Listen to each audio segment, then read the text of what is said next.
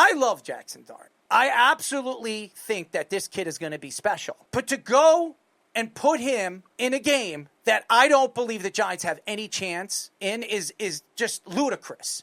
And I understand Daboll is trying to save his job. I understand that Joe Schoen wants to make sure that this guy is the future of this organization. But why not wait one more week where you're going to the New Orleans and playing the Saints, which are one of the worst teams, could be arguably the worst team in the NFL. Now, I understand the Kansas City Chiefs have not looked good. They're 1-2, and they're a really bad 1-2.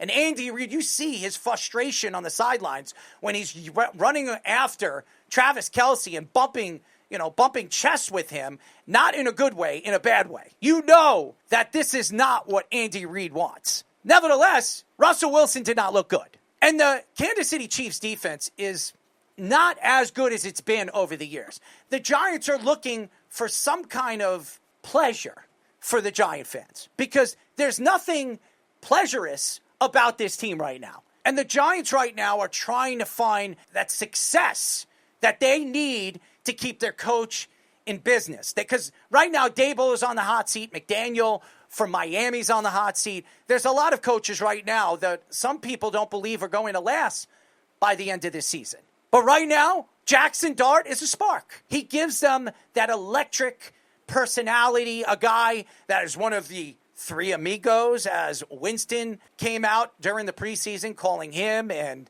Mr. Cutlets the three amigos or whatever the hell they called themselves. The Giants have something in Dart. Now, is he going to throw darts against a Charger defense, which has one of the best secondaries in football right now? I don't know. That puts a lot of pressure on this kid. And Jim Harbaugh is one of the best coaches in the league when it comes to figuring out young quarterbacks and making them do things that they're uncomfortable doing. We have seen Jim Harbaugh do that in Stanford. We have seen him do that. And remember, this is an offensive-minded coach, but always brings that defensive pressure we've seen him do with Michigan. Look at what he's brought to the table over there in Michigan. Aiden Hutchinson's one of the best defensive players in all of football right now. Who recruited him? Jim Harbaugh did. So if you go back and you look at some of the past teams, even San Francisco, the 49ers, they were the elite of elite defenses when Jim Harbaugh was there. And also added Colin Kaepernick, and Alex Smith was a different quarterback when Jim Harbaugh took over that team.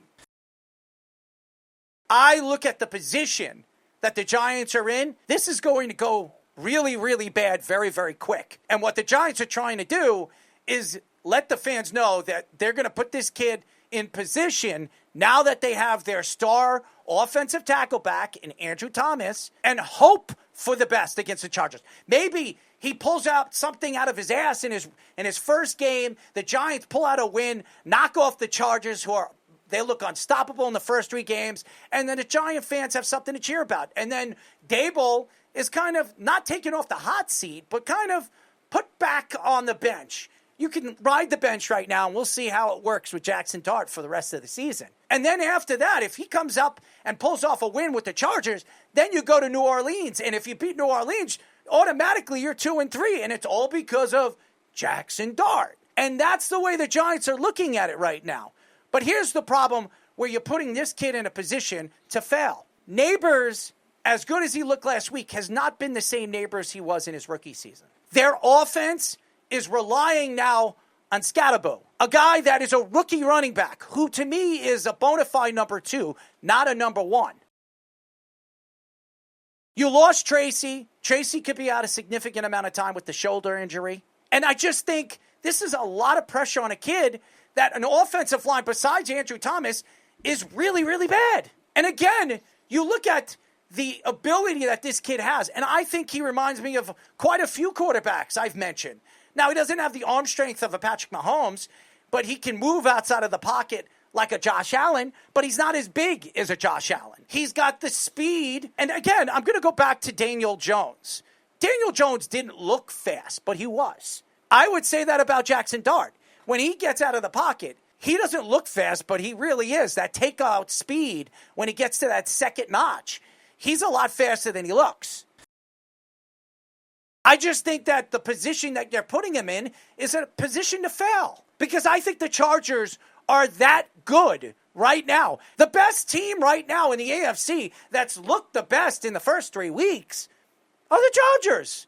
And that goes to Jim Harbaugh in his rookie season as the Chargers head coach had 11 wins. 11-6 last year in his rookie season with the Chargers. And now you're putting him, this kid, for the rest of the season in a division where you have Washington for one more game and the Eagles for 2. That's so much pressure on a young kid that I just don't think is ready.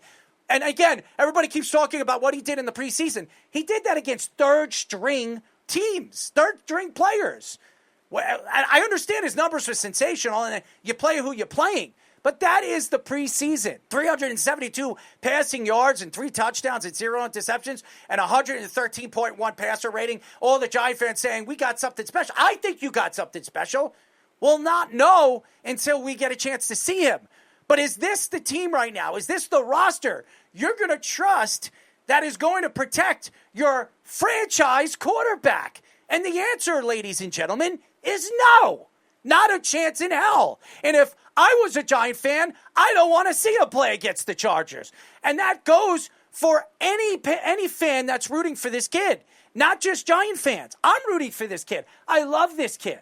I think he's going to be a special player. But again, the Giants are an organization that are forcing the numbers. They're forcing this because they know that if this doesn't happen, Dable might be saying sayonara before the season's end.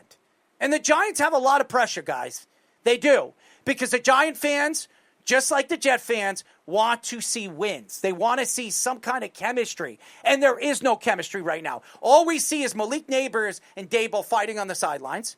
Tracy going down flat-footed early in the game last week. And he's out. Scatterboo doing a backflip after scoring a touchdown and only giving you 60 yards. And Giant fans were like, oh, we've got the man. We've got the future. We got the future star running back on this team when he's 5'0" and 100. Giant fans need to, take a step back and realize that if Andrew Thomas don't stay healthy, this team is going nowhere. This team and this roster is not good. This defense, they've got pieces. But when the going gets tough, are they showing up in the games when it means something? And the answer would be no. Because when they're making plays and putting pressure on the quarterbacks, the games are over.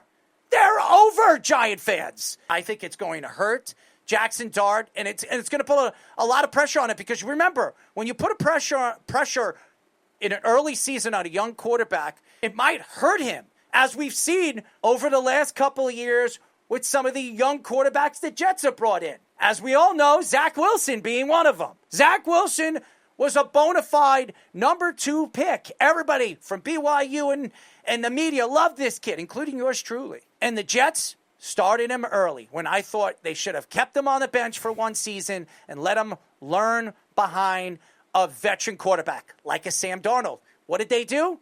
They traded Sam Darnold to the Carolina Panthers. And what did Sam Darnold do over there at Carolina? Nothing. But the year after, he went to Minnesota, and you know what he did. The Giants are in a position right now where they're reaching, but might be reaching deep inside of Dable's pants. And what he's going to come out with? A dirty Q-tip right up his ass, because it's going to be dirty, because he's going to be trying to clean that little ass of his, because a tissue is not going to clean all the way deep inside of that hole.